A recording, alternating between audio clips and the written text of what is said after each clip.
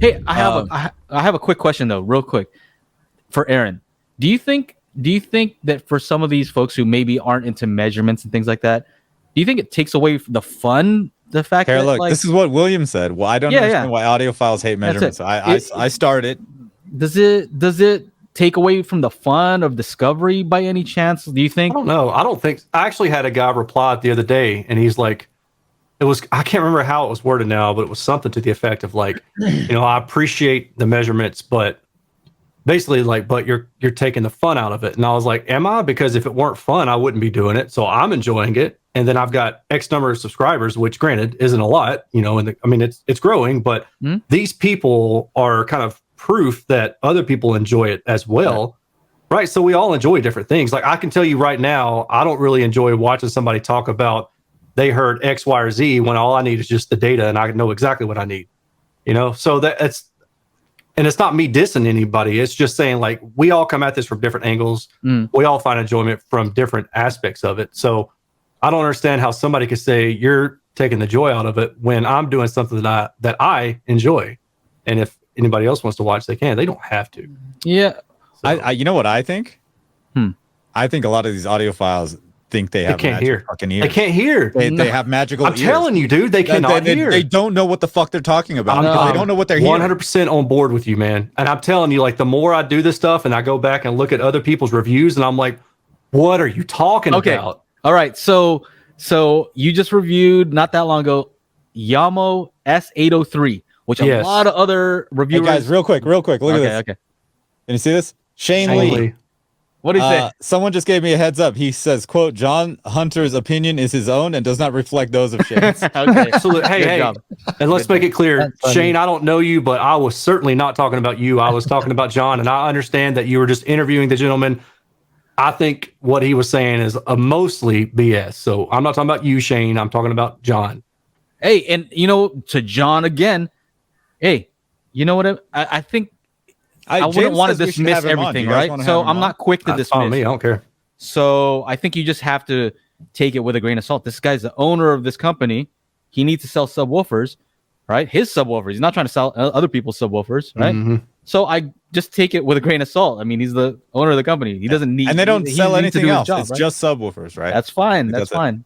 Yeah. But also, what I'm saying is also, I'm not discounting and saying like, oh, never ever run it, LFE plus main. There might be a use case where maybe that sounds good. Maybe you have some giant speakers and the other speakers can kind of act as, I don't know, but it seems like something I would do with DSP, but I don't know. What else do we have here? So going back to this, like I can't tell you how many times, like when back in the day, I was going with my dad. Like my mom and dad were divorced. So weekends I spent with my dad and we went to all these, like there wasn't a whole lot of places to find Bang & Olufsen, Nakamichi, and Macintosh. These were small places, right? And then when we were going to find my first setup when I was like, 14, we were checking out these JBL speakers. We were checking out all kinds of different stuff. And we're going to these places and I'm like 14. I've been playing piano for about 6 years, just started playing guitar. And, my dad's always been into all this music stuff. My dad plays the bongos and congas and all that kind of stuff. And I'm at the store and like, we're just kind of looking around and just hearing the conversation of this guy at the store trying to sell this one dude. And then they listen to something. And then the customer is like, oh yeah, I do hear that. I hear this is and I'm like, none of that was there, bro. Like, what the fuck are you talking about? Like, what are you hearing? And so I like 100%. I think a lot of these people think they have magic ears and they like hear this and they hear that and they hear the sparkles when they use the AudioQuest cables. And when the cable risers are used, they get, more ABC, XYZ. But all right. That's why I always think, and I 100% want to make a video about this. Yeah. But I think for me, Reggie's unsubscribing right now. I know. I think for me, the word audiophile has a negative connotation. It means it's somebody that likes to spend money on audio gear, but doesn't necessarily know what the fuck they're hearing. That's what an audiophile is to me. Two things. Could be two wrong, things. but- I think that for some people, they like the trial and error. Sure. Right. Instead of, I don't want you to tell me. I don't want to see the objective measurements. I just want to try, see what happens. Try this other thing. See what it gives them a reason to try different things. Right. Sure.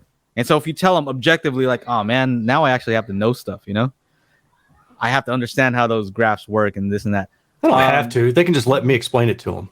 Yeah. You now you're the gatekeeper, right? I'm saying that. Well, I mean, I'm kidding, but I mean that is what I try to do is explain, what these measurements mean. But to me, it's also like I don't know.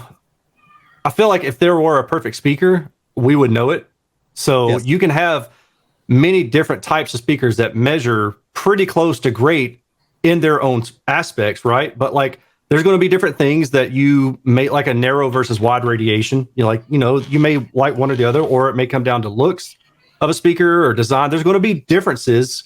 Like I would say, like if the world was full of 100% perfect speakers, people aren't going to choose the same one. If there's three different ones, people are going to choose between those three different ones. They're not going to all converge on the same one. What was it? Those new ELACs, Joe? Those things measured fantastic, but the towers had absolutely no bass at all. Yeah, like these focals that I have, the bookshelves have more bass than the towers, but they don't measure as well. But Joe was able to get them to measure perfectly. Otherwise, we'd all be wearing the same shirt, right? If there was an absolute correct, we'd all start converging. This is the shirt to wear. Thing. Yeah. Right. So, the other thing I wanted to say though is because so many other people have reviewed the S803 prior. I reviewed it like 3 years ago, right?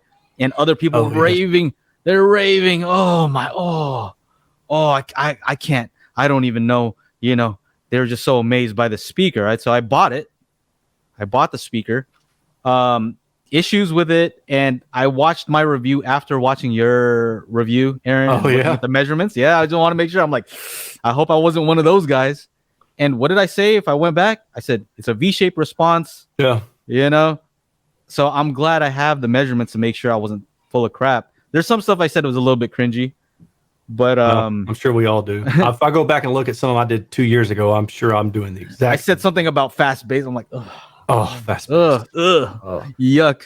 See, we're all learning, right? We're all learning. What speed was it traveling? It was pretty quick. It was fast. Like, yeah. 45 miles an hour. We talking about? Yeah, it was quick. Miles an hour. Quicker than most other bass. You know what I mean? It's fast bass. Ohm Audio Channel. All right, everybody. We do the Daily Hi-Fi podcast every Monday, 4 p.m. Pacific Standard Time. So make sure you join up to the YouTube channel, youtube.com/Daily Hi-Fi, and we will see you there for the big show every Monday. Yeah.